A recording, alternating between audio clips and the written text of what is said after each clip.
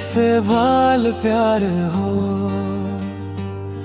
दिलवा हो गेल बेचैन। खेसारी से भाल प्यार हो, दिलवा हो गेल बेचैन।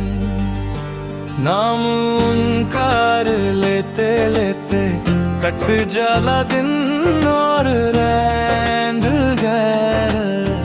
जब से देख लो उनके हम बदल गए बाल। हंसी उनकार जादू जैसन ले गेल दिलवा चुराल तो। स्टेज पे जब न चला गे झूमेला सब संसार। फैन बन के हम कहानी लिखनी बस उनका ही प्यार।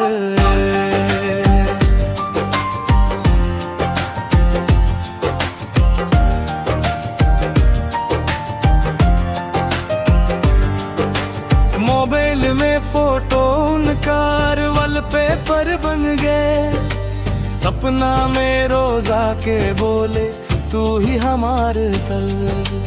गाना उनकर जब बजला दिल करे धक धक। पागल जैसन नच्ची उठनी भूल जाली सब तक। खेसारी से भाल प्यार हो, सच कहत बनियाज। जान से भी प्यारा लगेला उनका हर एक। हंसी उनकार देखो जैसन ले गल दिलवा चुरा ले। स्टेज पे जब न चला गे झूमेला सब संसार। फैन बन के हम कहानी लिखनी बस उनका ही प्यार।